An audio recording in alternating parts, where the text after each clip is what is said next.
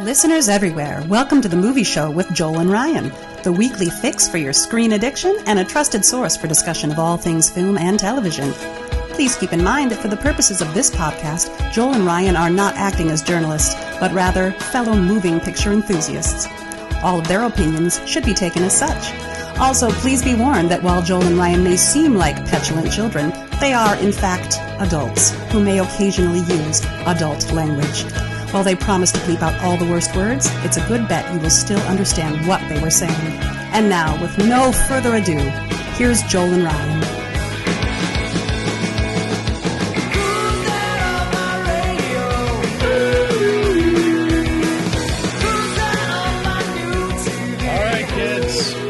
All right, kids, settle down now. Settle down. Take your seats. Put down the frisbees and the jarts, for it is now time. And the hacky sacks. And I don't want to see any hacky sacks. We're done with the hacky sack time now. And now it is time to please take out your podcast players and turn to page 6. Turn to page 6. Is that where we're at? It's no end in sight. 7. Anyway, we are here for the movie show with Joel and Ryan. Welcome. I'm Joel. I am Joel. I'm Ryan. And we are back continuing our look at the year in movies from last year, and then a few from the year before that, and maybe a couple from 2020 getting thrown in there. But we have all sorts of again, some more really fun stuff. It's my year in review. Screw what your year was. Yes, it is. It is the year of on some calendars it is the year. It went from the year of Tallulah to this year is the year of the Ryan. And so I can't remember what nationality that calendar belongs to, but anyway, it's Ryan's year, and we're going back and looking at so many movies because Ryan sees so many movies. Yeah. Thank you. We're so happy to have you here. This is our fun, lighthearted look at some fun, not so lighthearted movies. I think we should probably just jump right in. We got two big categories today. Yeah. And so we're gonna jump right on in with our look back the year in review 2022, and a few from 2021 and a couple from 2020. Ooh. All right, so up first is the Now, last episode we were across the pond looking at some British stories, some British feel-good stories that based on the incredible true story. Right. Well, we've come back across the pond. We've come back home. We've come back to America. And yet we are still also based on the incredible true story. All right. First up is Lost Girls. This is from a couple years ago. This is Amy Ryan starring in this movie. When Mari Gilbert's daughter disappears, police in action drives her own investigation into the gated Long Island community where Shannon was last seen. Her search brings attention to over a dozen murdered sex workers. I'm not shaking my head at the premise, more the trotting out the name of the character late in the second sentence and not the first. This is bad synopsis writing. So, but it does get to the heart of what the thing is. It's missing people that nobody cares about. That happens shockingly more than you think. And Hollywood wants us to believe that there's some dogged, tortured detective who stays up all night and is totally obsessed with solving our case. But the reality is that the vast majority of crimes in America go unsolved, and it's because people don't really care. And you're seeing a crazy escalation in petty crime of late, partly because of economic circumstances, but also because of very, very little consequences for stealing carburetors and stuff like that. It's just, the reality is that, if you've already done something bad on your record, just doing a bunch of other little things that are bad isn't such a big deal. And this obviously isn't that. I mean, people disappearing is horrible, but it's still sort of met with the same kind of we don't know. The tortured cop in this case, played by Gabriel Byrne, fantastic performance. Just a tired, weary guy who is literally about to retire, and sympathizes and cares, but just knows that things have to be done in a certain way. And it is that thing where he has to keep explaining to her. Mm-hmm. You think you can just, push this to the next level through sheer force of will, but you can't. If we search without a warrant, if we do this without cause, if we do that without, I mean, she just basically keeps, and you can tell he gives a shit, but it if he does it wrong, then we won't even really catch anybody. And if we do, then they won't even have any consequences for what they did. Right. It's infuriating because both characters in this case are almost equal in a way. And he keeps showing up when she does some outrageous stunt, but it's almost like he shows up to save her from the consequences of such a thing rather than to actually respond to what her concerns are over the case of her missing daughter. Mm-hmm. Amy Ryan is spectacular. But this is a true crime story with a really ugly and really unsatisfying side to it. As far as true stories go, it's terrible, and it's even more terrible. Like, rarely does usually the text that goes across the screen makes you feel a little bit better. You move a little further into the future, something happens. The text that rolls across the screen is trying to do that, and it actually is failing. And its failure to do it, even though it's trying to, is so pathetic that the movie just sort of leaves you feeling bad and gutted. So you show up for an extraordinary actor giving an extraordinary performance in a sort of greasy, grimy, real crime story that's about these disappearances for reasons that are absolutely heinous, and that doesn't have really a very adequate resolution to it. Given even if there's justice or some smidge of justice in here, it justice for what? I mean, when you really think of what was going down and how much they got away with and stuff, it's awful, and that's how stuff is, And I think audiences like to tune in for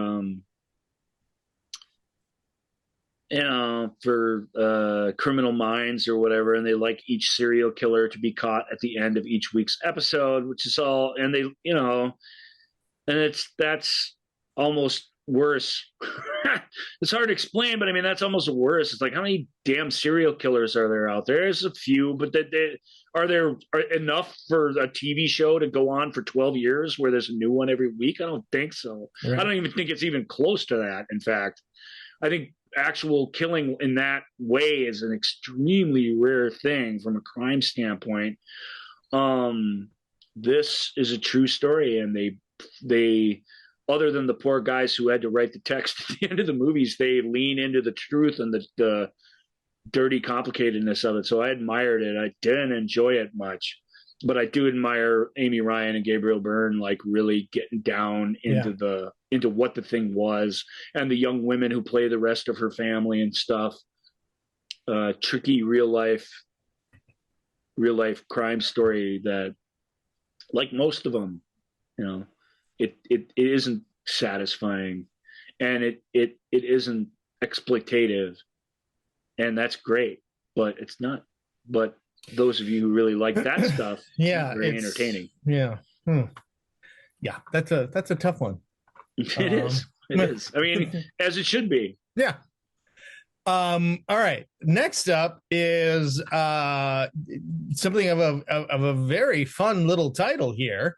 It is called The Greatest Beer Run Ever. Based on the incredible true story. A man's story of leaving New York in 1967 to bring beer to his childhood buddies in the Army while they are fighting in Vietnam.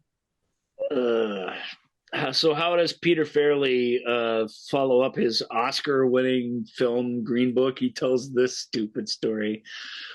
It's so stupid. This guy's mission is so stupid. Hey, he just wants to go over there and give the guys a little bit of appreciation. He just want to tell them, good job, you guys.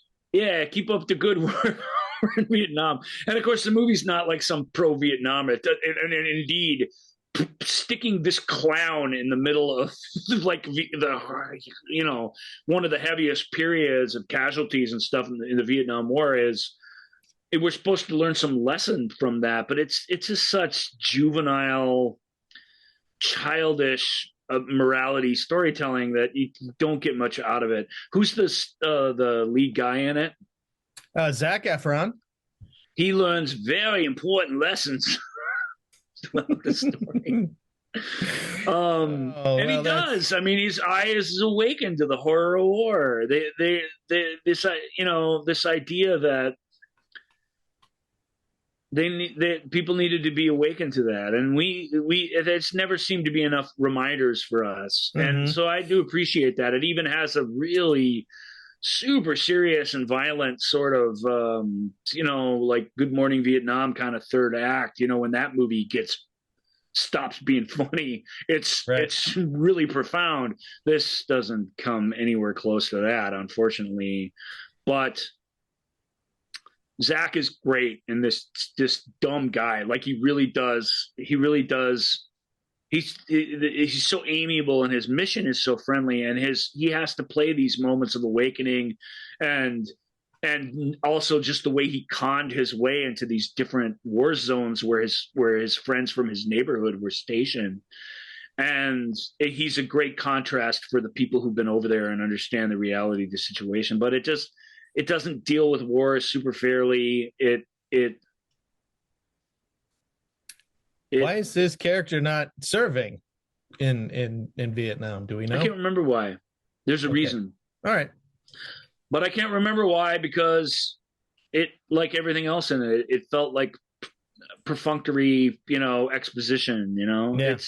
It's just, I like Green Book a lot. I've defended it on the show. There's no need for us to reopen the case about that movie, but I've always said the only thing bad about it really is that it won Best Picture. If it had just been a prestige picture from the year that had all the same stuff in it, I don't think we would be so down on it all the time. But none of his other movies are good, and this movie also isn't good. So maybe I'm wrong about that one too. It's possible. He's just not a good filmmaker and not a good storyteller. I mean, if it's not just fart jokes and just all the Fairley Brothers nonsense, if it's not getting jizz in your hair, then I don't know what kind of stories they really have to tell. That's the level that they basically engage with this stuff on. This is only one Fairley brother. It's tame by comparison, but it's just as superficial as that stupid shit. So yet it's not terrible. It's well-meaning. You know what I mean? There's a lot of things about it where you don't want to hate it, but it's hard. It's hard to like when it's just so wrong-headed from the start. Any sort of little minor filmmaking victories that you pick up along the way feel incidental. So that's the story of the greatest beer run ever. The greatest. Hey, friendship knows no last call. All right. Next up is Nitram or Nitram. Nitram. It's Nitram. Martin spelled backwards. Well, there you go. Martin spelled backwards. Events leading up to the 1996 Port Arthur massacre on Tasmania, events leading up to the 1996 Port Arthur massacre on Tasmania in an attempt to understand why and how the atrocity occurred. That's not a sentence. Okay. Well, give it a go there, whoever tried to write that. Let's put that through Grammarly real quick here. But yeah, so Nitram, we have Tasmanian massacre. Yeah. A mass killing, basically, by an armed psychotic named Martin Nitram backwards. It's by one of Australia's finest filmmakers. He's in today's show twice, I believe. He's in the history category as well. Mm-hmm. What's his name? It is. I just clicked away from it. Justin Kurzel. Nitram's a really, really good story, full of really, really good people doing an interesting thing. It was widely criticized at the time for not talking to the victims or reaching out to the victims' families in the massacre. But the film is brave in that it doesn't even show you the massacre. And it shows no aftermath of the massacre. So honestly, involving those people in this process wouldn't be terribly useful. They focused entirely on the perpetrator and what might have brought him to this point based on what they know. That's something that once something has happened, we don't care about and aren't really willing to look into, and kind of for understandable reasons, who wants to sympathize with, be interested in, or follow the story of somebody that did such a horrendous thing. But it is certainly one path to better understanding why these things happen. And that's what's amazing about it. But the young man in it gives an extraordinary performance as this rather complicated dude. What's his name? Caleb Landry Jones. Yeah, really, really good actor. You'll be hearing more from Caleb Landry Jones. And the people who play his family are fairly famous. Anthony LaPaglia. LaPaglia, yep. Anthony LaPaglia, Judy Davis. And Essie Davis. Essie Davis. Essie Davis, also yeah. Davis. Okay. So Judy Davis, we haven't heard from in a while. Extraordinary actor. Anthony, I don't think I've ever seen him in a movie where he played an Australian. I don't think I've ever seen him in one. I think this is the first one I've seen. Maybe he's done it before, but mostly he plays gangsters and such in America, or lawyers or whatever. So that's super fun. Maybe fun's not the word, but these two great actors playing his parents it's interesting because they are no conventional parenting help with this kid, and yet he really does seem harmless enough.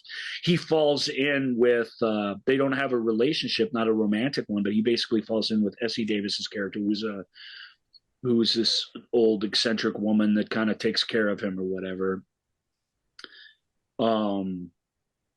And that relationship is really, really interesting and is examined here. Nitram's a hard movie, it's really tough, but it's worthy. It's just very, in a way, that greatest beer run ever. Just is the next Vietnam story told by a bunch of guys at the end of the bar. This is the complete flip side of that coin, where they really dig deep and try and figure out somebody whose actions are completely unsympathetic. And that's a tough task, and the film manages it really, really well. Very smart, very minimalist, very docudrama in its stylings. So very, very focused only really on the people and the events of the story, and then no conventional payoff. There's no violent payoff. There's no justice payoff. There's no payoff at all. The movie ends moments before that horrific event's about to take place. I admire that a lot, and it's a really good film, and it's really, really torturous to get through. As you can imagine, as it should be, dealing with a real subject, a true crime in a true way. I think shows you how we've perverted these sort of things in our storytelling to some degree, but definitely in that sort of reenactment television type storytelling. If you're really going to tell the story of something awful, it should make you lose a little sleep at night. It shouldn't make you cuddle up with a blanket and a fucking cup of coffee and then just live through other people's misery for the fun of it. And this doesn't do that. This confronts you head on with some really tough stuff. And it doesn't resolve anything for you, because it's not something that's easily resolved in any way. So you're left to contemplate the meaning of it all. That's tough, but that's proper. It's good movie making, in my opinion. Wow. All right. Next up is The Banker. Anthony Mackie, Captain America, and Samuel L. Jackson, Nicholas Hoult. I watched. Yeah, go ahead. This is the story in the 1960s. Two African American entrepreneurs hire a working class white man to pretend to be the head of their business empire while they pose as a janitor and chauffeur. Based on the incredible true story. There you go. Yeah. I watched this this was a catch-up movie, so this was one of the older ones. I watched this on the same day I watched the Timberlake film. They were both Apple TV movies that I hadn't seen because I don't subscribe to Apple TV, so I found other way to see them. But it took me some time to be motivated to do that. Right. This is great. It's a really interesting story. It's not how great a movie it is, but it's a really interesting story. It's just about the lengths that this smart business guy needs to go to have his ideas taken seriously and to make the money that his peers are making. And again, it's nuanced in its storytelling. Sam Jackson is little more than a gangster at the start of the movie, but is also a smart guy who, because he's from a different generation, has taken a totally different path. He's got sort of the crime know-how to make this work, and Mackie's got the financial sense to make it work. And the chump that they hire, Nicholas Holt's character, is smart enough to learn all this. But unfortunately, the undoing of the thing is that he's smart enough also to get involved in it and through only a couple of missteps sort of bring the whole enterprise down around their feet and send them all into crisis mode. It's also a matter of ego. Mackie's out on the West Coast. He's running a real estate empire, but he's so determined to go back to his home of Texas and prove he can do it there. And that's a place he should have stayed well away from, because the laws aren't the laws in Texas at the time of this story the way they were in California. And it didn't matter if you were operating within the rules there, which they weren't. Even that would get you into trouble. It was really good, really well performed by the bunch of them.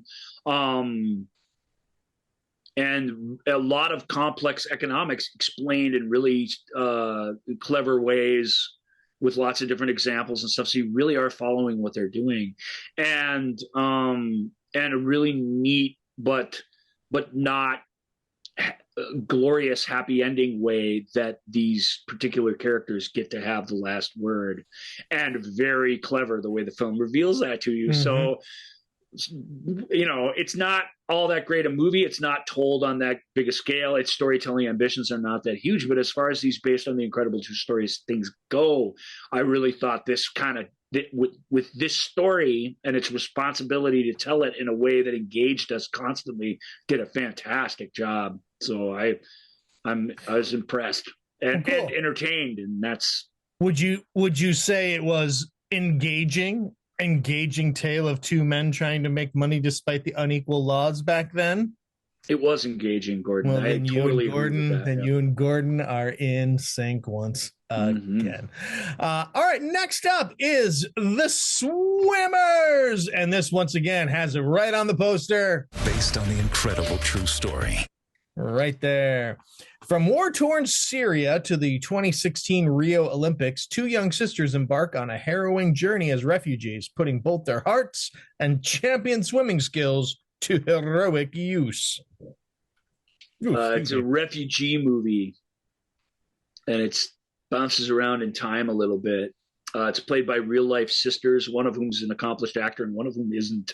But they get a lot of value out of the fact that they're actually sisters, that they just, you know, when you might meet sisters and never know, but a lot of times you meet them and you're like, oh yes, or you meet brothers and you just see it. These people are related, you know, they have that going for them. They have that chemistry between them.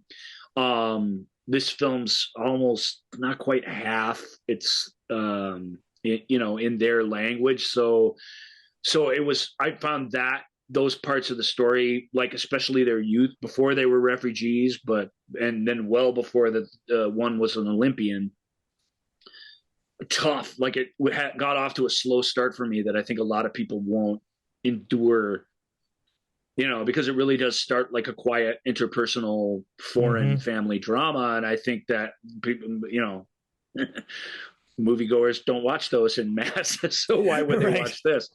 And it is too everything. It's too triumphy of the human spirit, and it's too weepy here and there and stuff. And it's just too, the filmmaker, it really is an issue movie, and the filmmaker is pushing the issue on us in this case. But a female-centric story made by female storytellers, that also has a lot of complicated realities in it that the film would, I don't know the exact details of the true story to tell you whether it's accurate or not, but it certainly feels accurate and feels well earned because it doesn't take the easy road with these guys or the easy ocean crossing. It's more accurate, right? Term for what they actually endured and went through. And they made it, much to their peril, legally, they made it their life's work to help refugees in these same situations. And so it really is the story of two teenagers who become pretty extraordinary people, but it doesn't make you feel super good either. It's not really the feel good, huggy sports story that the poster would have you believe. It's much, again, and to its credit, it's much more complicated than that, like most things are. Oh, sorry, I'm just looking at that. Anyway, it is based on an incredible true story, and boy, that's some of those little moments in this trailer that just sucked me in there. Because it's a story worth dramatizing in that way. I totally believe that. So. But let's go have a visit with a couple of gingers, Jessica Chastain and Eddie Redmayne, in The Good Nurse. Based on the incredible true story. Like, what the hell did those guys do? Oh, The Good Nurse. The Good Nurse. That one came and went. Now, this one is based on the unbelievable true story. Hey, true crime devotees who really just like true crime, this is the movie for you. This one is weird. This crime is crazy. I wouldn't go so far as to say unbelievable, but it's psychologically very complicated. The relationship between these people is very real and interesting. The pressures on this nurse, her actual home life, her economic reality, all of that is given lots of weight in the film. The filmmaker is extremely talented and working on a very high level. So I thought for a Netflix exclusive, it was really, really high quality. But it's the same problem. The crime's sort of weird and grisly, and the resolution to it isn't very easy. The tension that comes from it is really, really well realized on screen, but it's just and it's sensational. I'll just say that. This has that sensational aspect to it, even though I think it's playing fair with the true details of the story, that it's pleasing in a conventionally mystery suspense way, in a way that Swimmers and certainly Nitram are not. And yet it feels like it feels fairly authentic too. Eddie is really, really good in it. He's Eddie Redmayne, Paul Dano. There's a handful of these guys who they're turned up to 11 so much that we forget that they can do other things. And right. It's nice to see that they can. He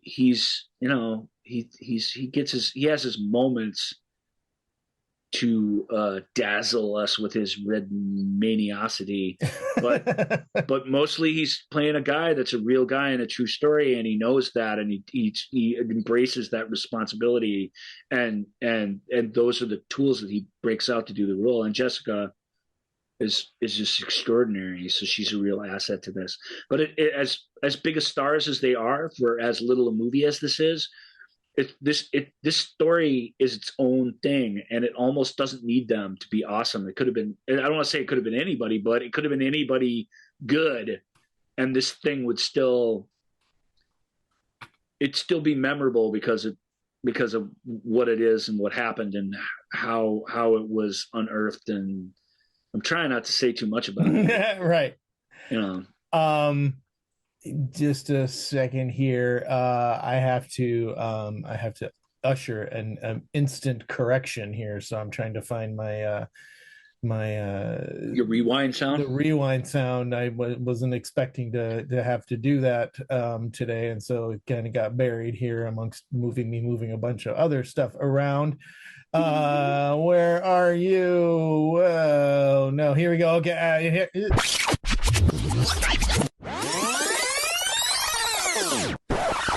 Now, this one says it's based on the unthinkable true story. Yep. So it's not Yeah, I would agree to a certain respect. I mean, if you're out there thinking about this sort of stuff, get some help immediately, please. Yeah, right. Okay, next up is The Stranger with Joel Edgerton and Sean Harris. Two men who meet on a bus strike up a conversation that turns into friendship. For Henry Teague, worn down by a lifetime of physical labor and crime, this is a dream come true. Based on the incredible true story. There you go. This film got really, really high marks critically, and I can see why. These two guys are really fantastic.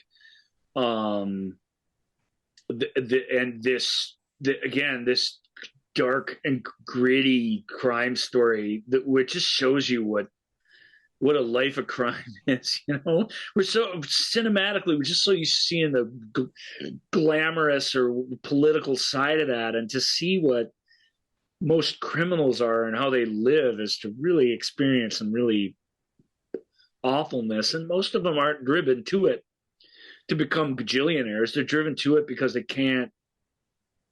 either have personalities that prevent them from fitting in regular jobs, or they've gotten in enough trouble that they just that they don't have any other opportunities. So it's that kind of story. It's an excessively dark and psychologically complex film. Again, super unsatisfying from a traditional thriller and suspense narrative. It has its suspenseful moments for sure, but I love this group of films just because we have this new, as much as I was complaining about some other things, especially in last episode with some of the dumber, more twisted action movies, I love the chance for guys who are a part of plenty of those to get a chance, like in The Good Nurse and in Stranger, to really dig deep and to give us this sort of cinema verite type of reality in these very intimate and more modest tales, because I really do think that's the tonic for our escapist age, which I just don't think is doing us any favors. I think it's reasonable to want to escape some of our harsher realities these days. I get that, and I'm kind of right there with you on that. I tend to escape into the films of the past more than the films of the present, which don't much do it for me in terms of escapism. But I do know that just wanting to be alone with your own little things that bring you joy, I don't condemn us for being that way, but these are the tonic to it. Face this stuff down, sit through this, be patient with it, let it wash over you. And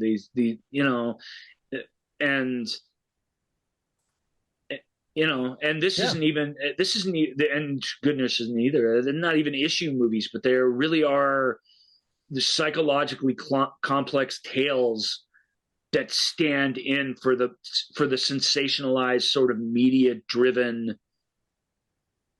real life scandal crap that is sort of fills the airwaves. And that's not just on, that's not just on the true crime marathon on whatever channel. It's in our actual news reporting and stuff. It's all built into that sensationalizing of that. This film totally swings the other way and examines some really interesting things. Again, I wish I could when you see it, we can sit down and talk about all the details. And I'd like to do that. I don't want to ruin The Stranger for you. There's plenty of surprises. That synopsis is a little long and a little sloppy, but it does a really good job of not giving you a real sense of what the actual story is. And the story doesn't give you much of a sense of that till you're well over halfway through it. So I can't engage in the details the way I might like.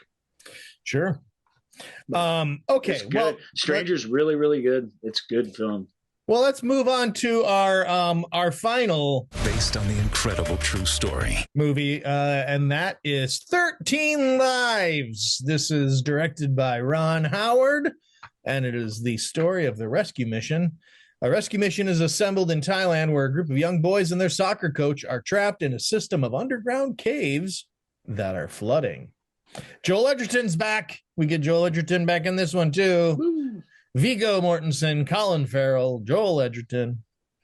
But really, it's not the story of these Western interlopers. This is the great thing about this film. It's a disaster rescue movie. And yeah, it is the divers who come in and are our way in to the thing. But I mean, we go through a huge chunk of movie with no English and no other people that we recognize that to really set the thing up, and it's not just to set it up. Those people stay with us through the whole journey, and that's the real value of the thing. It's been an easy story to just super westernize and simplify, and they found the perfect filmmaker to do just that, and he didn't do it. I'm so just impressed by that. Not to mention that the underwater rescue sequences and the cave diving sequences, man, if you are claustrophobic, you're gonna be white knuckling through some of these sequences, because an accomplished diver, you have to be really accomplished and really know what you're doing, can get to these people that are stranded. But the idea of getting even one of them out the same way you got in is unthinkable and impossible. And the film just fights its way through those details in this amazing way, and the politics of the land that they're in. This movie posits that they were really, really lucky to get the guy who was in charge was out of favor and likely to lose his job anyway. And it is, even though he's a very proper sort of dude, he approves things that somebody who had a future in his position wouldn't have. He's fairly liberated from that. But any disaster involving any bureaucracy, like, it's just amazing. And of course, the guys you just read off, Viggo Mortensen's always great in this sort of thing. He's fantastic in this film. Edgerton too, really a very soulful performance. And who's the other guy? Also awesome. Colin Farrell. Colin Farrell, right? Top of the world right now. Colin Farrell, for a guy that people used to complain about a lot, who was always good. He's popular again. I'm not sure what changed.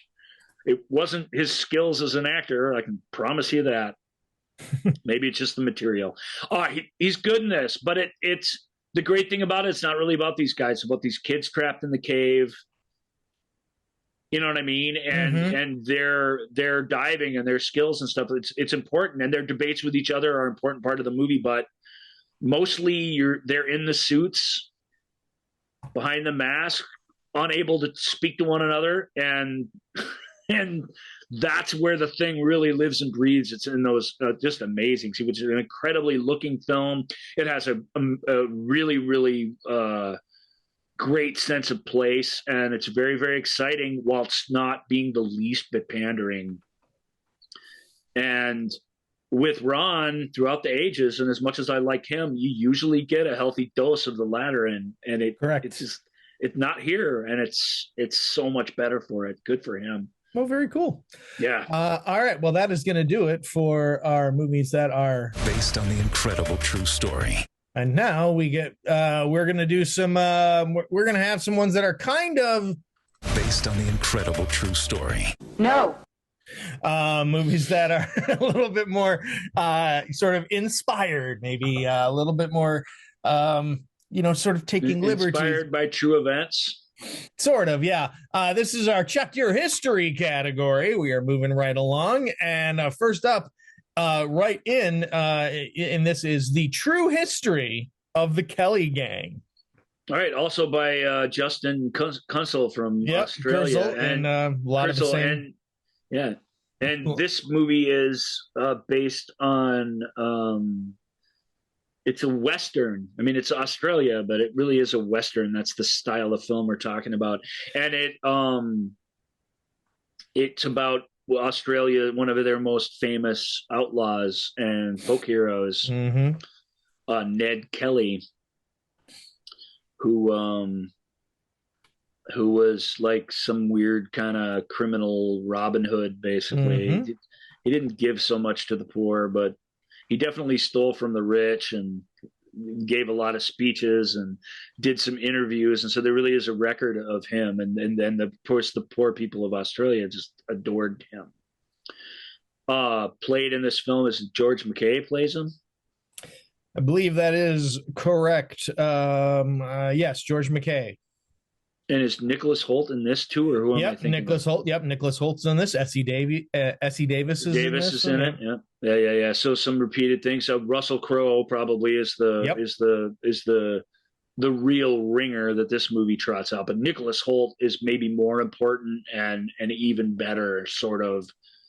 I don't want to say villain, but definitely antagonist to our hero, friend and antagonist. And friends always make the best antagonists anyway. Because the class divide is very pronounced and profound here, and it's why a lot of this happens. A lot of this is just stick it to the man. But Justin is an interesting filmmaker. He doesn't, I mean, it's certainly in Nitram, he doesn't take the easy way out.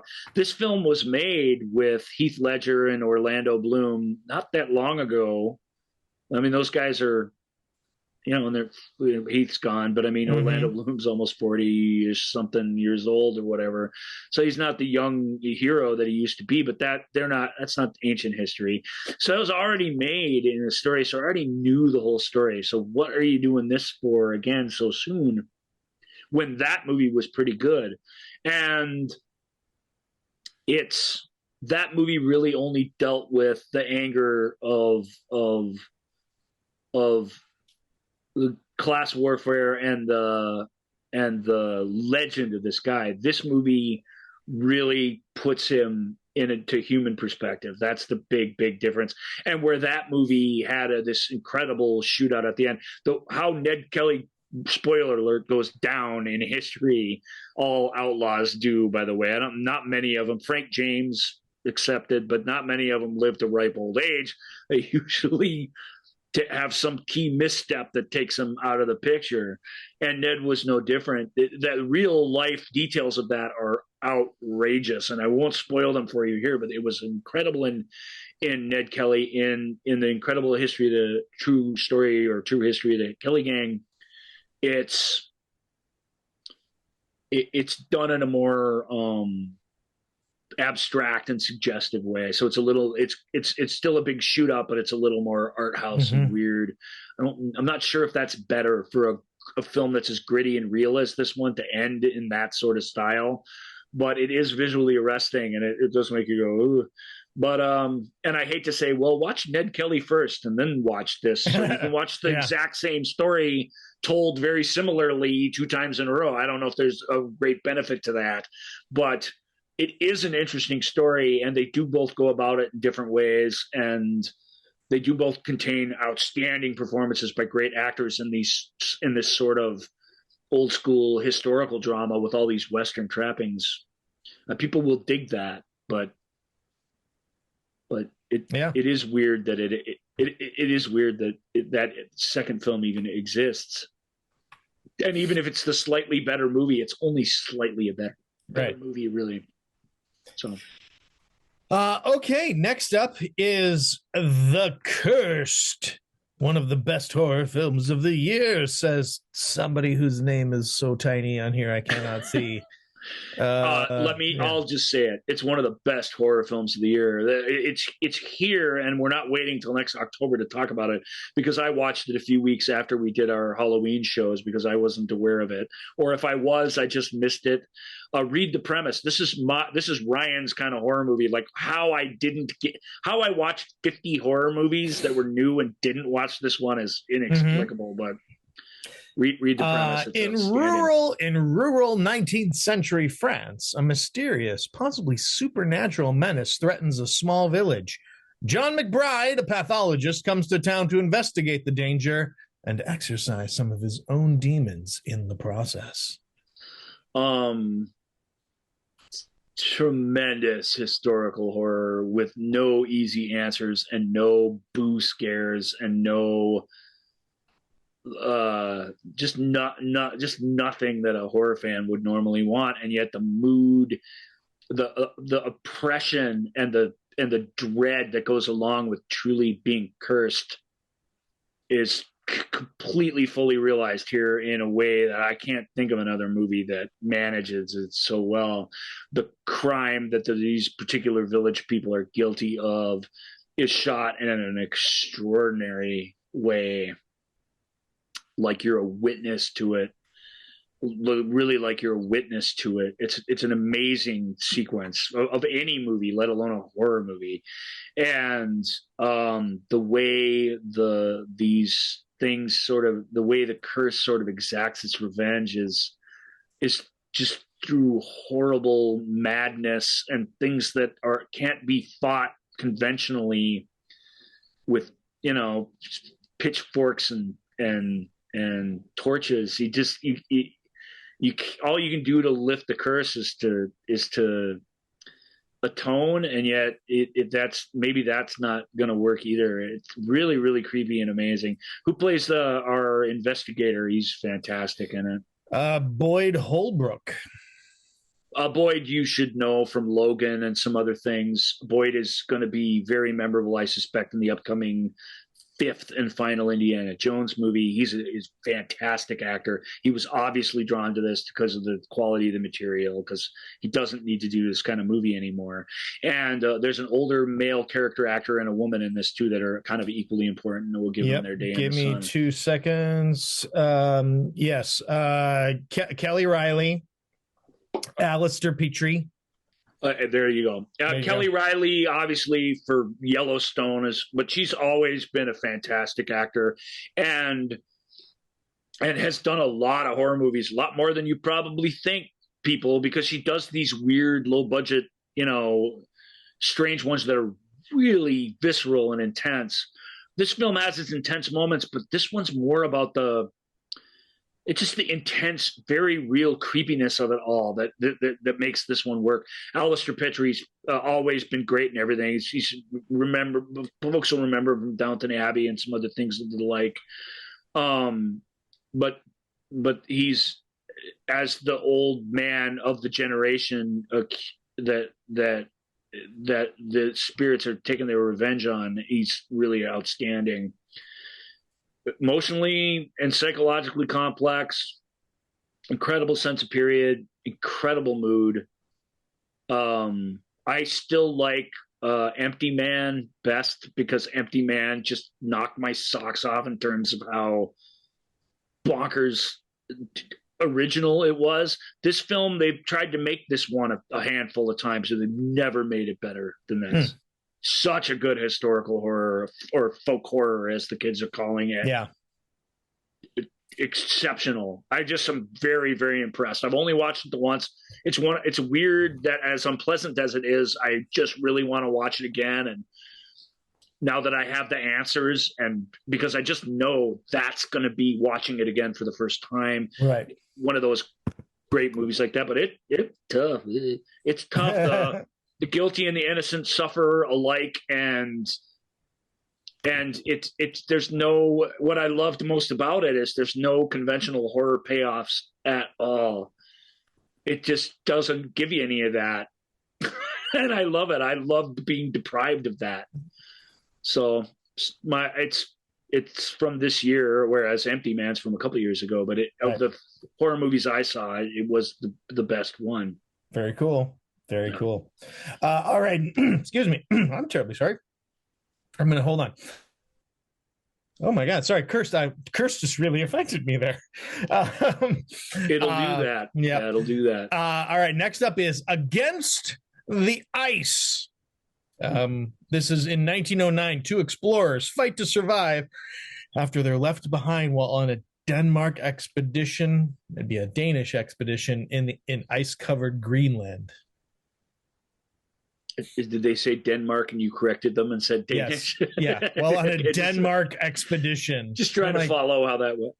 Well, on a Danish expedition in ice-covered Greenland. Yeah. Hey, that synopsis person did their best, but you did it better. They? They did. They got the Denmark in there, and it's the same kind of, but it's not the right way to say it. It's true. Yeah. And it can be difficult with some of that stuff. Like, I think if you asked a bunch of school children where the Danish were from, most of them wouldn't be able to tell you in America. Most of them would say the pastry section of the supermarket. But Daneland? No. Yeah, Daneland. There's a great line with a conversation that Tom Hardy and James Gandolfini have in what is it in the I can't remember. It's got such a generic name, but we talked about it on a movie club once. What does he say? It's just like he calls them Chechenians, and he's like, they actually call themselves Chechens. And Gandolfini's like, what? They say it's Chechen. When you talk about people from Ireland, you don't call them Irelandians.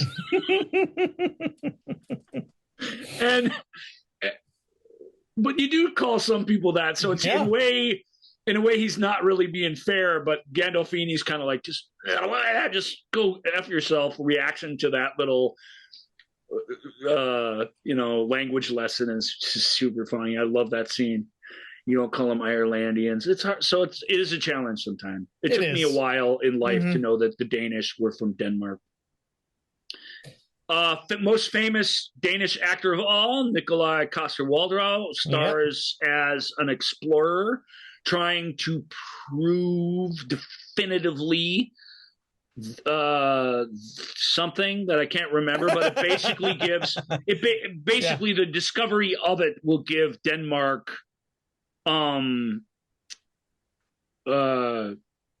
control over all of Greenland. You'll remember in the news from our last presidential administration, the president who shall remain nameless, correct, wanted to purchase Greenland from Denmark, and Denmark told him where he could stick it. The story really is a story about the race to discovering this thing that I can't remember the geographical part of it. I apologize, but to proving that so that your country has dominion over this new, unexplored, relatively unpopular land. Or as my a teacher I had once explained to me, they should have called Iceland Greenland and Greenland Iceland. Right. Because Greenland's just nothing but ice. Just some rocks on the beach and ice forever. It's a huge glacier. What they were attempting to disprove the United States' claim to northeastern Greenland. It was rooted in the idea that Greenland was broken up into two different pieces of land. But they were going to prove that it was one piece, and thus it would all be. It's hard to prove when all the land is buried under all this ice. Like, it's an interesting story, and the age they did it was not a technological age. This is a ship and dog sled type of adventure, and this really should have gone in the survival section, because it really is a survival in the Arctic film. It isn't that, and then it is that, and when it becomes that, it really becomes that. So, complete with hallucinations and all kinds of problems, and these two guys lost in the wilderness. I'm glad it's here, because between fall and my dislike of being cold, the survival category might have just been too much for me this year. So maybe. So here it is. Yeah, we'll put it here. It is also very much a historical adventure where they really do pay pretty close attention to history to the degree that they can. And, while wilderness adventure in an exotic land, you should know if you like those movies or not by now. I do. Mm-hmm. And I very much like this one. It's just a lot of interesting things going on, and the two actors are very winning, very at odds with each other at times, very heroic to one another at times. There's very much a pecking order between them. This guy's the commander of the mission that Waldro plays. Who's the other kid that's in it? Joe Cole. Yeah, and he plays just this volunteer from the lower ranks of the ship that they're on, who's never gone on one of these before. But he asked for volunteers, and this is the only guy who steps up. And they're like, his mates ask him before he heads out, why did you volunteer? And he's like, well, this is why I'm here, right? I mean, it's to think about it, to accomplish that. I mean, I just thought, I got to volunteer. Mm-hmm. Well, I won't ruin the tagline at the end, but there's a great tagline that finishes that argument definitively at the end of the movie, which I really, really liked. I mean, this is really interesting. I mean, because like all of these people here, I mean, it's a Danish director, mm-hmm. obviously, a largely Danish crew, lots of Danish and Icelandic actors.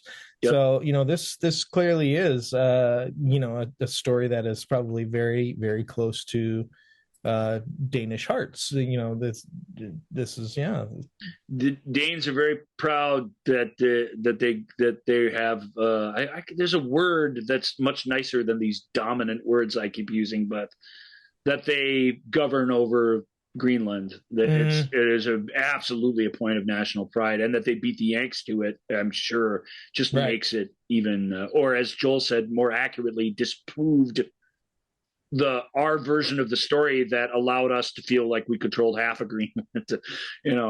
It's very cool. So, it's akin, in those days, it's akin to landing on the moon. It is that tricky a thing that they pulled off. Sure.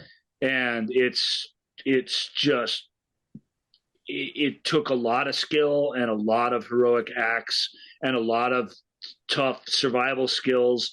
And in the end, it just took absolutely dumb, blind luck that they were even around to tell the tale. So it has all of that in it. It's a pretty great movie, but it's pretty stolid, makes you shiver, wet, cold thing. So it is also that. But I dug that film. I thought it was really good, and I hate to say this, but I appreciate that all these Danish people made told this story, and that they kind of told it in English so that I could relax and just enjoy it as an adventure tale. It made it easier for me to get into. They did that to reach a broader audience. They shouldn't have to do that. So I don't know why I'm thanking them for it. Maybe what I'm saying is not in the best interest of filmmaking, but I can just tell you after watching a bunch of movies, I appreciated that this one was for all of us in the West. And I think the mission accomplished. I bet you they reached a lot more people with this story because of that. So sure. So this next movie is inspired based on the incredible true story. No. This is inspired by the 15th century Czech icon and warlord Jan Žižka.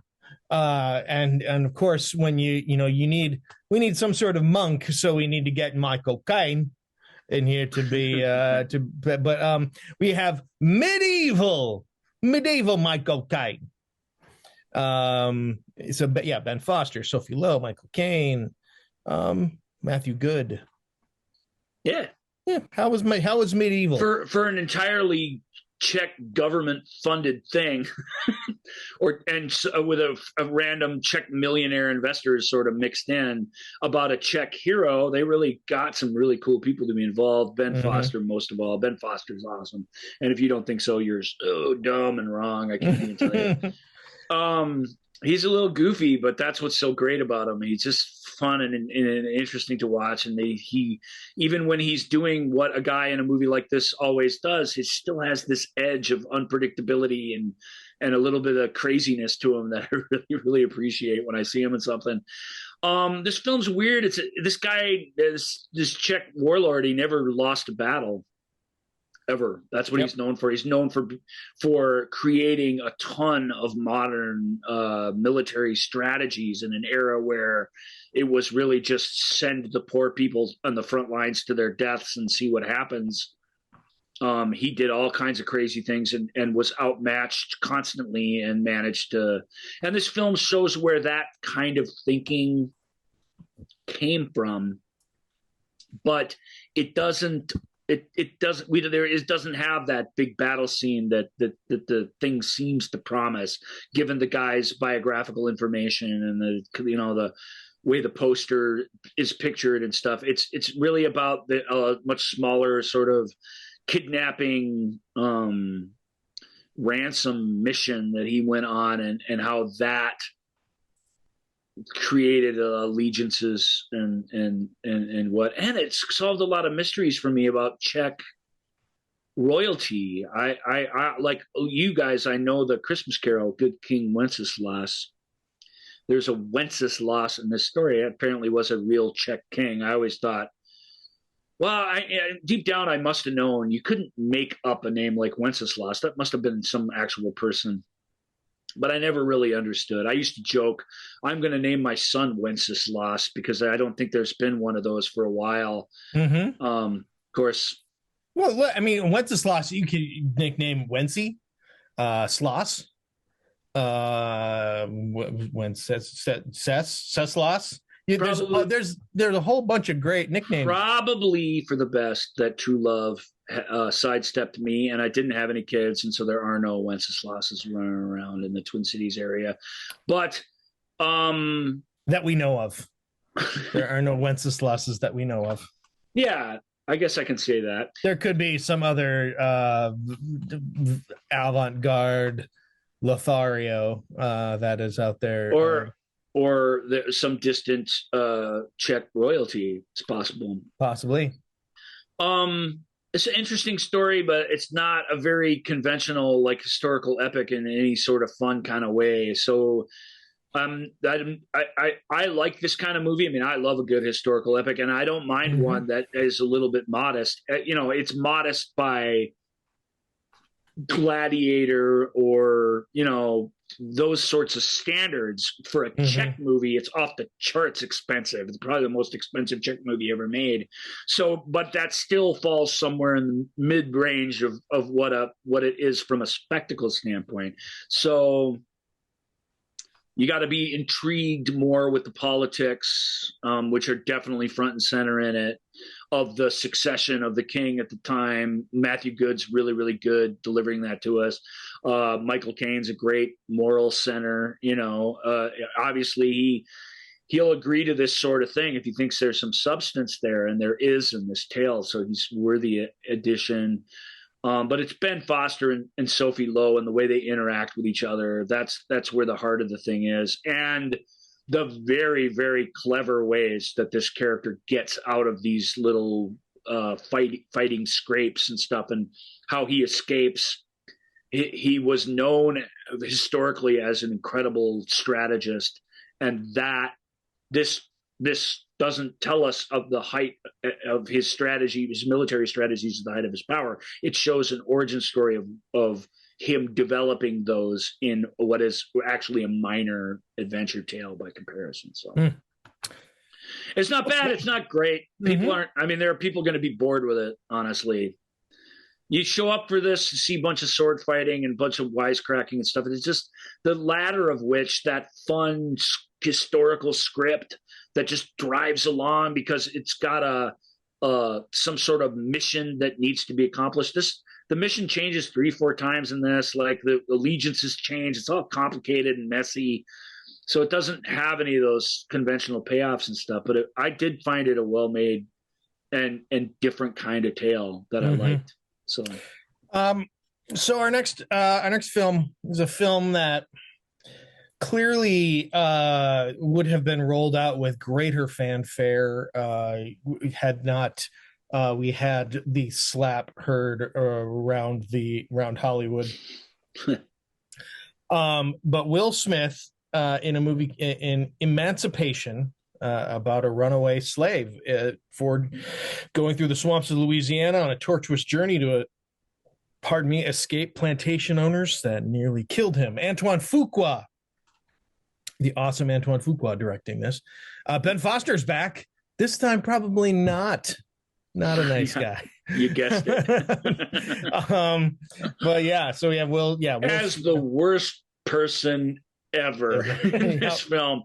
This is the Will Smith show, and the side characters, that we get to know are, and rightfully so, are the people who escaped with him, and the people that he worked and alongside tried to protect, or was at odds with, or even that turned on him, the soldiers that he later joins in the middle of the Civil War.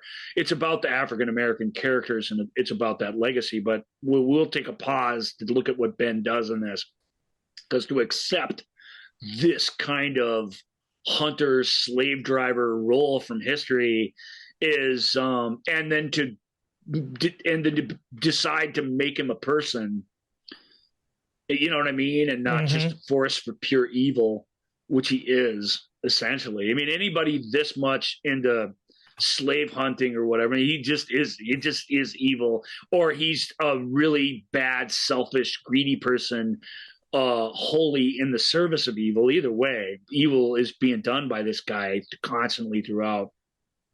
That's a lot to ask. And in a good film like 12 Years a Slave or something, those roles are crucial, and they're populated by the best actors you have. Ben is really, really good, but this movie's that's not that kind of movie. It's a lot of the critic, and I kind of agree with this, the critic conventional wisdom about Emancipation was it's a slavery movie, but it's mostly just an action movie in that setting. And it leans heavier towards its action scenes and stuff, and that's where Antoine comes from as an actor. It's not, or as a director. It's not that it doesn't deal with a lot of interesting things or whatever, or this true story, but it gets a lot of the biographical information a little bit mixed up. This is a film that is a linear chase movie that does oversimplify everything that's interesting from history, and I tend to not. I don't mind it, because Emancipation's not a bad movie. It's really well made. Fuqua's made a lot of big time films. For you guys who don't know him, Training Day comes immediately to mind. There are many others that he's been at the helm of that were good. He's the guy who made lots of Denzel Washington movies. The guy who made the remake of Magnificent Seven, which I thought, while not great, was very entertaining. It was fun, yeah. This movie can't be entertaining in the way that one was, and yet it doesn't seem willing to engage with anything that's tricky about this story. So, I remember before it came out, they were like, "Oh, Will Smith is a runaway slave, real character from history." Guy who once the credits roll, the guy's spoiler alert, I guess, but his biography continues to be interesting. So there was talk whether the slap would cost him an Oscar nomination, and it's the mediocrity of the film that cost him the Oscar nomination. There's no chance he was getting nominated for an Oscar for this movie. He's still quite good in it.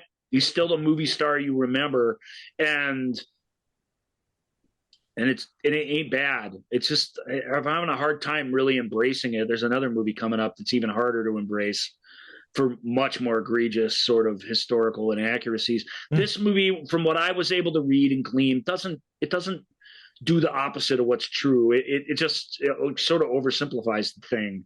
And that's too bad, but it does make for an enjoyable chase film. Just a really dark, ugly one, because slavery is at the heart of it. And that's just a rough thing, Yep. When you seeing witnesses gunned down and stuff, and different things happening in a crime drama, you're able to kind of go along to the next scene and do whatever. When you see, runaway slaves being assassinated, executed really is the better term. Just because they don't want to go to the trouble to carry you back to the plantation, but feel they can't let you go. That sort of thing is heinous and ugly, and it just deserves to be told in a story that is better done than this one. Yeah. And those stories are actually out there. So I'm not sure. As an action movie, I'm not sure how much value it really has. And then as a historical value, it's not that great either. And yet it's all good enough to get you to the end for sure. I don't know, is that hard? It's hard to, I don't want to condemn it. It's not a bad movie. It's just, I and in no way do I want to make light of anything going on in this movie, but this is the only time you will see me feel bad for former New York Giants coach Jim Fossil, because Ben Foster's character's name is also Jim Fossil. So no relation. No relation. Maybe there is. Maybe Antoine Fuqua is a big time hater of the Giants, or something. But anyway, I wouldn't put it past him. All right, so let us move on to this was just a bonkers film. That's the only word I can really use to describe it. The Northman. Yeah, from the maker of the Double V Witch and the Lighthouse. Mm-hmm. Northman's tricky because it doesn't have the sparse minimalism, just awfulness of either the Witch or the Lighthouse, and yet because it's a huge, expansive Viking adventure, and yet the darkness and the ugliness definitely along for the ride. All there. Yeah, it's what are the Vikings really, and what did they do? Well, this film just lets you know right away, and it's absolutely unflinching, horrific scene of really our heroes conquering another Viking village. But they say to rape and pillage, and what does that actually mean? Well, this doesn't flinch from that. It shows you that, and that's just harsh and ugly. And it's an opening that's really, really powerful, but harsh and ugly and tough to take. And these people following their destinies of revenge and stuff, and the way the mythology hangs over everything in this very real way. As an revenge tale, it's as good as any, because his plot for revenge is very clever and requires him to really lay himself low before he gets his chance. And then there's even a chance, and I really thought, who knows, could there be a chance for true love in this thing? You know, the film is clever enough that it makes us believe it for a little bit, which how could there be? There can't be. And yet we get caught up in that. And the best scene in it is witnessing the character who really believes in that. Anya Taylor-Joy again. Extraordinary performance as a witch. Basically, a mystic who knows that sharing what she is with the public will get her hanged or burnt or both or whatever. Keeps it close to the chest, which is a fun thing to watch. Normally, when we meet a witch in a giant Nordic adventure tale, they're pretty flamboyant about it. And she's would rather be a slave than have them know that she's actually connected to something otherworldly. And that's an extraordinary choice for somebody to make. They're both smarter than all the other people. Our villain is no less a Viking raper and pillager than our hero is. So do we and we end up spending so much time with the bad guys, you know, that you don't know. You just don't know. There's no real allegiances, you know. Revenge tales are cold and awful, and nothing really good comes from them. If you believe in Valhalla, then maybe something good came from this. If you don't, then your take on what happens at the end of this film will be completely different. Both are legit. The film doesn't decide for you. It lets you kind of, I mean, it definitely has a thing that happens at the end, but it lets you decide what you think that thing is, and I think that's delightful. Northman, super accomplished. huge Yeah. budgeted film with incredible design, outrageously impactful location shooting, really strong performances from everybody involved. But like his other films, what does it mean to go insane with someone who's more insane than you on an isolated island? What does it mean to have your family and your livestock infested psychologically by evil?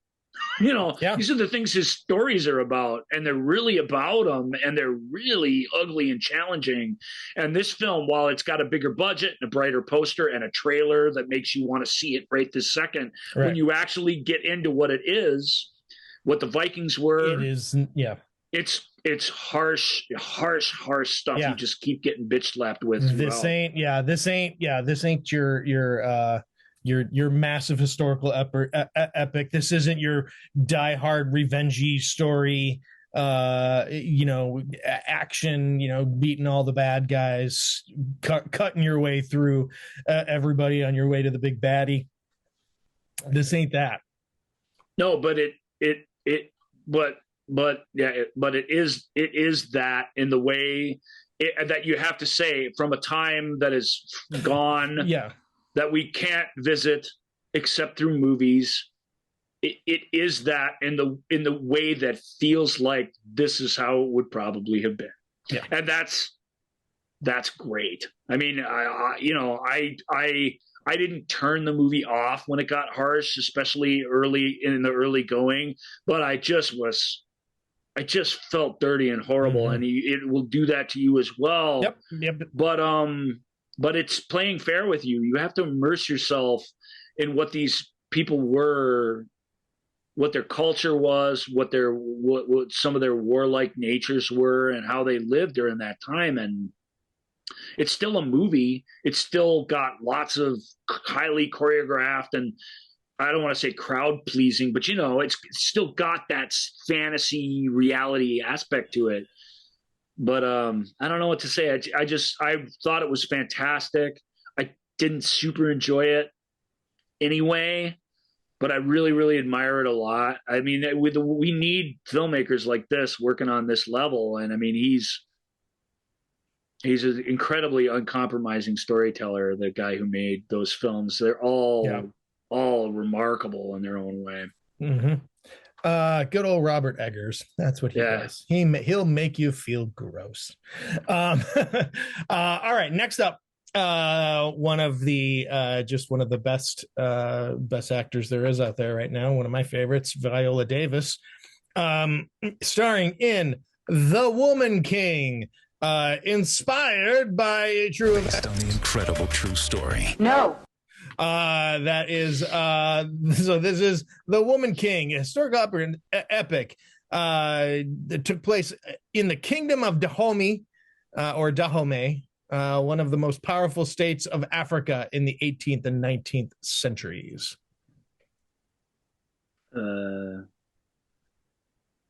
That's a movie's hard to talk about. It's pretty good historical epic. And, I've enjoyed, countless. Historical epics are maybe not my favorite kind. They're up there. I really, really like them. Mm-hmm. I really like old tale. I like big old movies about the Bible, even as overly simplistic they are thematically from the 50s and 60s. Like, I like that big widescreen Cinerama storytelling. I like Kingdom of Heaven's one of my favorite movies, to give you one of recent vintage. I just really think they're cool. And I have enjoyed very much, admittedly, the distortion of history for my own entertainment value countless times in these 100 or so stories about old white people from history. And I just don't care if they get it completely wrong. And the same is true slightly of war movies as well. So this is both. This is a war movie. It's a historical epic. It's a great one as you'd expect with this particular group of actors. It's a great one that examines the sort of warlike nature of these people, and particularly these women soldiers whose sort of battalion was the Navy SEALs of this countries of its time. They were the ones that did these impossible things. Mm-hmm. And that part is based early in history. And it's really well done. The battle scenes are really well done. A lot like the Northman. It's very gruesome. It doesn't pull any punches. It doesn't give you a sort of PG-13, although it may be a PG-13 movie. I'm not sure how bloody it really gets, but it just doesn't give you that easy, we're here to entertain you sort of violence. The violence feels well earned by the story and stuff, and the performances are great, and the glimpse into African history, which is not where we normally tell stories from this era, is invaluable. The problem is that this nation and this country in this story are fighting against these Portuguese slave traders and stuff, and the real history is that they were supplying these Portuguese slave traders with slaves in mass. They were murdering and enslaving their own people. And the film takes the opposite. It takes the fantasy route. It literally tells you the opposite of what happened historically, that we know happened. John Boyega, who plays the king of the country, there's no woman king. She's technically a queen. That's how it works. But I do sort of like the value of the title. But just for clarification's sake, he plays this character who's sort of he's actually a little conflicted about that, which is nice.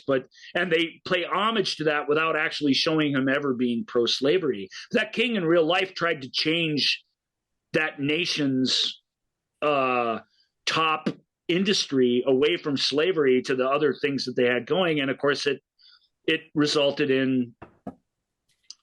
in shambles economically, because there was nothing more profitable on the planet at the time than slavery. You couldn't just start not doing it. It's what our own Civil War was about. You could, and people did, and it's a big leap you had to take if you wanted to have any decency in you, of course.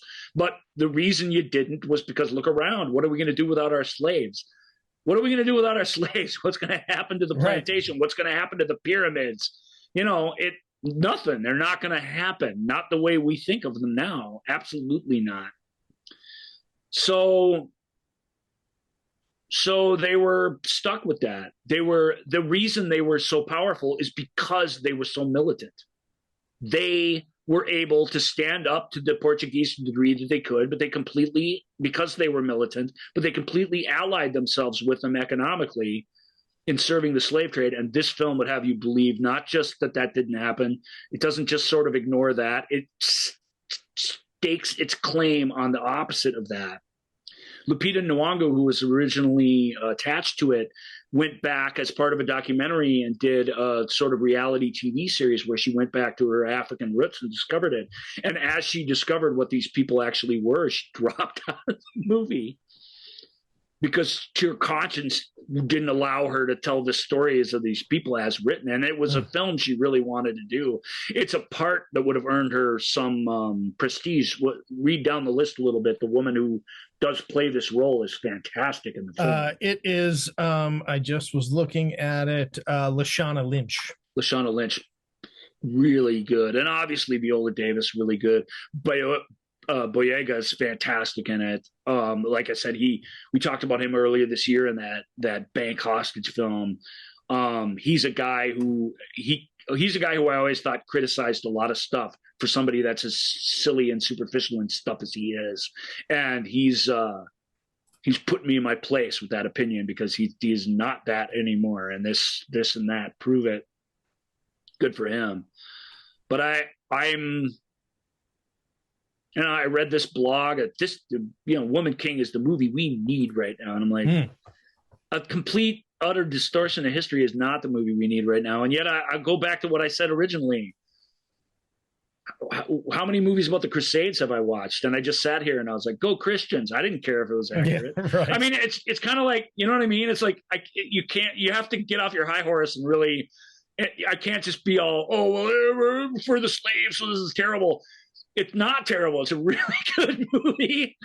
And it doesn't even take the easy way out, and it kind of in a Northman, not quite as harsh as that, but then in that sort of way where it really does sort of engage with the intense militantism of these people and how damaging that is, and kind of how rough a life it was. And so there's so much worthwhile here, but I just can't, I don't mind. I don't mind an enormous amount of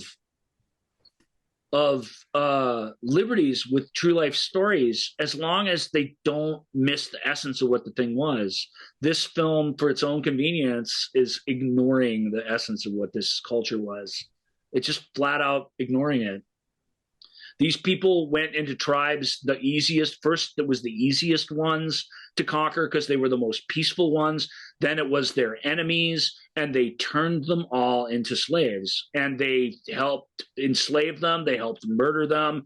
They sold them to the European nations that were colonizing Africa at the time. They were not part of the solution to the problems going on in Africa. They were a major part of the problem. And that's nowhere to be found here. So it's hard. I don't know what to do with it. And frankly, it's not conventionally entertaining enough that I really much want to revisit it for its own sort of big screen, adventure qualities. Because it does take the stuff that it deals with that's true seriously. So it's trapped itself in this sort of impossible place. And that's not to say that the people really didn't throw themselves into a tricky story and really make a hell of a movie out of it. It's just, I don't know. All right. Well, it's very interesting. Next up is, this is weird, and this is going to sound weird, because I don't entirely have a lot of like examples off the top of my head. But I think my favorite Christian Bale is Christian Bale with some sort of big bushy facial hair. For some reason, he's much more. I find him more likable when he is bearded. For some reason, it's weird. Hidden a bit. Has his matinee idol sort of good looks hidden behind some. Yeah. And we get him in a glorious beard here in The Pale Blue Eye. Read the premise. Sure. It's funny because back in our Halloween episodes, we watched a movie that was almost exactly this movie, but was terrible. But here we are again. Read the premise, please. A world-weary detective is hired to investigate the murder of a West Point cadet. Stymied by the cadet's code of silence, he enlists one of their own to help unravel the case. A young man the world would come to know as Edgar Allan Poe. Nevermore. Sorry. This film. This is The Pale Blue Eye. I don't know if I said the title. I apologize. The Pale Blue Eye. The Pale Blue Eye. A lot of people have seen this. This was a #1 movie on Netflix for a few weeks running in the new year. It's got Christian Bale in it. It looks mysterious and creepy. It is both those things. It's a great mystery. Just on face value, that part of it is fantastic. It's directed by and adapted by Scott Cooper, who, unbeknownst to me, throughout our doing the show, every time I kind of bring him up, I'm like, wow, this guy does it different. I really dig it. Most notably in his Western Hostiles, also had Christian Bale in it. That film is just not what you think it is. It's not a bait and switch so much. It just really turns out to not be not what you think it's going to be, and examining things in ways that you don't think. The horror movie that he did, Antlers, which I was less crazy about, but had incredible sort of makeup effects and just amazing sort of character based stuff for a movie like that. I feel like the actual horror part felt a little silly. So I didn't ever get won over to that one, but I did love the approach, which was this very straightforward, what if this thing was really here, what would it be? If this tortured guy was supposed to bring this Native American back to this reservation, what would that journey be like between them? This is what would what would a murder mystery set in this era at this military academy, be like, and what kind of story can we put young Edgar Allan Poe in that would inspire his future stories? Christian Bale is a feather in its cap. This film also has this absolute parade of distinguished British actors and actresses, all doing great work and in rather flamboyant roles that could send the movie off the rails at any point if they went too far with it. So that balancing act is amazing. The guy who doesn't get the balance right, and it never has, but it's still fun to spend an evening with, is Harry Melling as Edgar Allan Poe. I'm not sure what it is, because I don't mind anything specifically that he's doing, but he's just such a goofball of an actor. Yeah. You know him, although you may not recognize him anymore. You know him as Harry Potter's cousin, Dudley Dursley. And which he's, even in that role, as cartoony as that is, it needs somebody like him to dive right in and do all that stuff. There's that great moment in Order of the Phoenix, I want to say, in the opening when him and his friends are bullying Harry's on the swing at the playground. Yeah. And there's that moment where Harry gets pissed at him, and Melling plays all his friends are just giggling about it. Harry plays don't turn me into a frog or something. Like, he immediately sobers up because he knows what could actually happen here. But he's not a wise enough guy to just leave him alone. Right. So he plays some nuances there, and he does so here. But I want Edgar Allan Poe to be less like that and more like young John Cusack, maybe. Somebody like that who would also get the sort of haunted quality of the guy. I don't think Harry ever really manages that. Got a lot of opinions, very entertaining, but it's such a broad performance in such a subtle, quiet and mood piece. If you watch the movie with the counter backwards, you'll realize that when the mystery is solved, there's still 22 minutes left in the film. Why is that, you ask? Well, I'm not going to tell you. You'll just have to watch it. But that's where this thing really comes to life, is when and that's when all of Scott's stuff really comes to life. It's when the conventional has happened, but is left behind in favor of something far more unconventional and tricky. I thought this film was expert. I thought it was entertaining. I at the same time, I don't think it was for everybody, which is part of what I like about it. I think they would have had to homogenize the message and the story of this, and not embrace enough of the weirdness of it if they wanted it to be for broad audiences.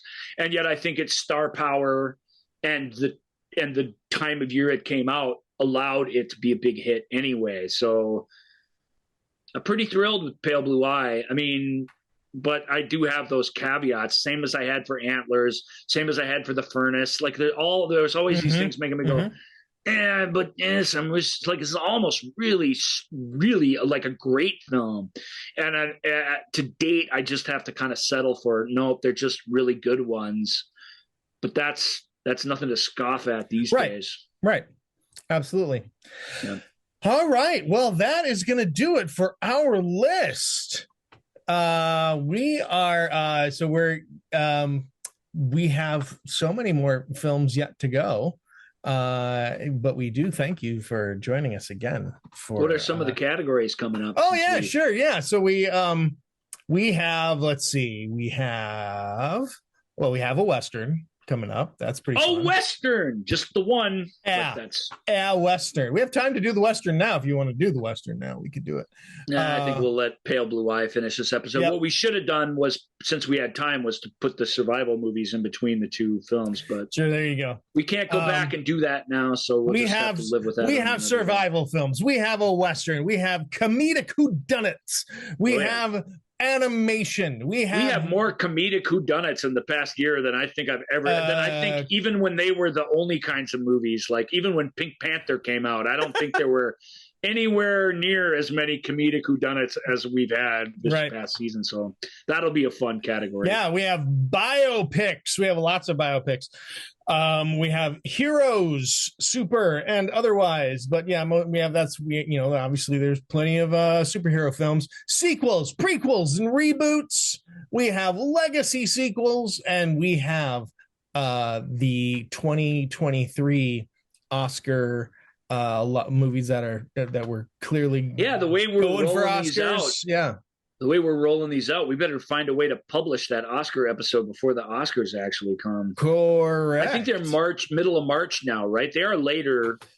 Give me 2 seconds. They're not like COVID late, but I believe they're later than they typically would be, which would be sort of the week after the Super Bowl. It is. Tune in to the 95th Academy Awards. Yeah, by all means, don't give me the date. March 12th. There we go. Maybe we'll get there. To see. Yeah. But I saw them all this time. I mean, not all of them. I haven't seen The Whale yet. I haven't seen Women Talking yet, which I really want to see. I haven't seen Empire of Light, which wasn't nominated for any Oscars, but I feel like that still goes in that category. So there's a handful still floating out there, but I've seen all the others. So we're gonna try and have our first proper pre-Oscars show where we don't glorify the Oscar ceremony in any way, of the movie show with Joel and Ryan's history, which will be fun. Yep. There was a very enjoyable sketch last night on Saturday Night Live. This will tell you when we are recording this, but it was the Pedro Pascal episode of Saturday Night Live. And it was one of their game show sketches. And it was just all about the magic of movies in Hollywood. And it was like, a person who runs a podcast on, the contestants were, was noted film critic and film expert from Duke University or whatever. And then, a person who runs does a podcast on movies, and they're asking all these questions, and they're asking all about these classic Hollywood things. And then it's like, name 5 movies from the last 5 years. And they're all like,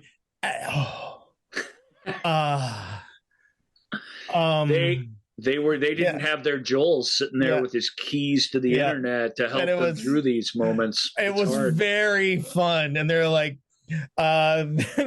this movie is not. When you said Women Talking, it was like, this movie has an all-female cast and blah blah blah. I can't remember it. And they're like, and everyone's like, and they're like, it's nominated for an Academy Award for this year, and they're like, it stars Academy Award winner Frances McDormand. And they're just like, it's a really funny. I really enjoyed that sketch as someone who also got a lot of truth to it. Yeah, also hosts a podcast on film. All right, well, everybody. We had a little extras at the end, and we still getting out of here early. Yep. So congrats! Absolutely, this is another episode of our Year in Review 2022, and a few from 2021 and 20, and I think there was even one from 2019. All right. So obviously you can reach out to us. Tell us what you're excited about. What was your favorite movie of last year? You can do that on the Movie Show with Joel and Ryan page on Facebook, Instagram, TikTok. You can look, if you're watching us on YouTube. Hi, you can see my face. You can see I'm waving to you. But if you're listening to us, we love you too. Don't worry. We absolutely love you. But if you're watching us on YouTube, give us a like, subscribe, leave us a comment. Leave us a comment on all of these things. Tell your friends. Tell everybody. We like doing this show, and we like it when people listen. So we are hoping that sort of agreement will continue. All right. Until next time, we do so love you, dear listeners, and we will talk to you later. Bye. Thank you for listening to The Movie Show with Joel and Ryan. Remember, all views and opinions represented in this podcast are personal and belong solely to the speaker and do not represent those people, institutions, or organizations that the speaker may or may not be associated with, unless explicitly stated. None of these views and opinions were intended to malign or deceive. And now, Here's the producers, circa 1982, to play us out.